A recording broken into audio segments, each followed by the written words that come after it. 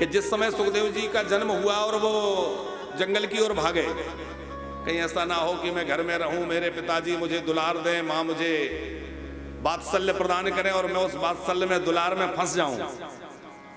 तो जन्म लिया और वो अपनी नाल को ऐसे लपेट करके, ना भी यज्ञोपवीत हुआ, ना नामकरण हुआ, ना जात कर्म हुआ, कुछ नहीं, निकल पड़े वन की ओर।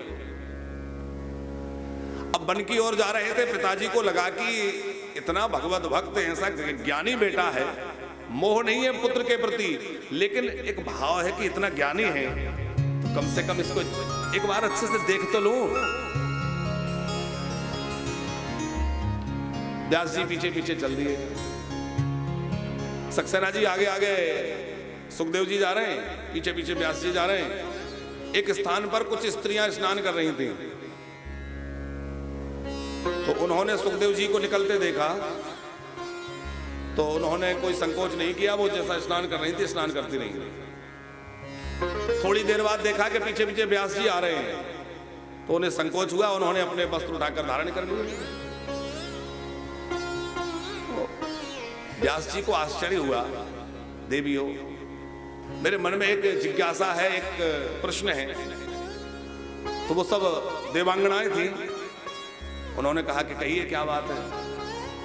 बोले अभी 16 वर्षीय मेरा पुत्र यहां से निकल कर गया, तो तुम लोगों ने कोई लज्जा नहीं की, संकोच नहीं रहा, और मैं तो तुम्हारे पिता की आयु से भी अधिक आयु का हूं, और मैं निकला तो तुम्हें संकोच हुआ, ऐसा क्यों?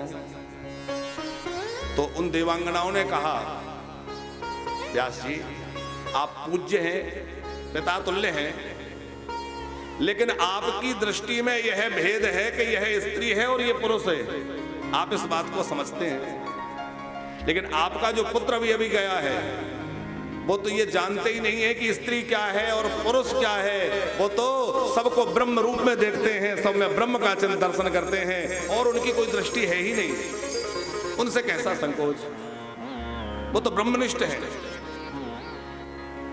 लेकिन आप तो संसार में रह रहे हैं, तो आपसे तो संकोच होगा। तो अब आप विचार करिए कि जिन सुखदेव जी की दृष्टि इतनी ब्रह्मावृत्ति, ब्रह्म का स्वरूप में डूबी हुई है, कि उनको यही भान नहीं कि स्त्री क्या और पुरुष क्या, तो क्या वह किसी विषय वासना की चर्चा करेंगे? लेकिन आजकल लोग रास के तत्व को ना जानकर उस पर तरह तरह की चर्चा करने लग जाते हैं। भगवान श्री कृष्ण ने इतनी गोपियों के साथ रास किया, अरे वो गोपियां कोई साधारण स्त्रियां नहीं है,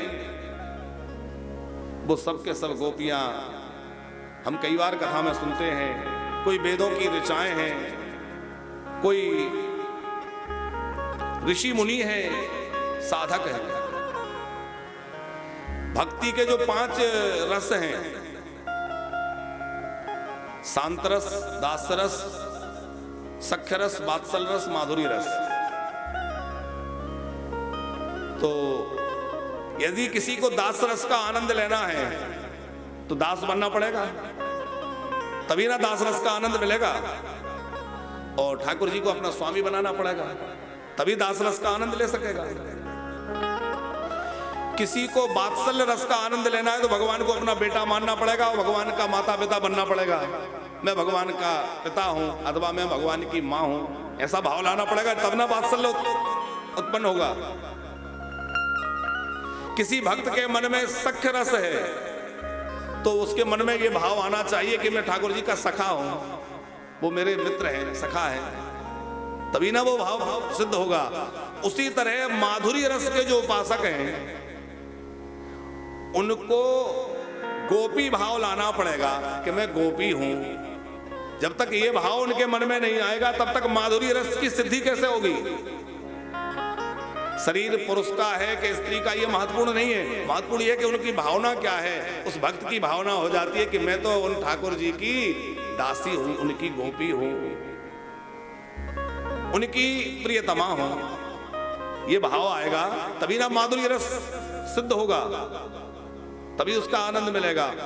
तो जो माधुरी रस के उपासक महापुरुष हैं, संत हैं, भक्त हैं, वह अपने आप को प्रभु की दासी मानकर, गोपी भाव से प्रभु का चिंतन करते हैं। और उस भाव को पूरी तरह से प्रभु पुष्ट करने के लिए ब्रज में जब लीला कर रहे हैं तो सबको वहां बुलाया और उनके भाव की पूर्ति की है। तो यह है जीवात्मा और परमात्मा का मिलन रास है, ना कि कोई स्त्री पुरुष के मिलन की बात है।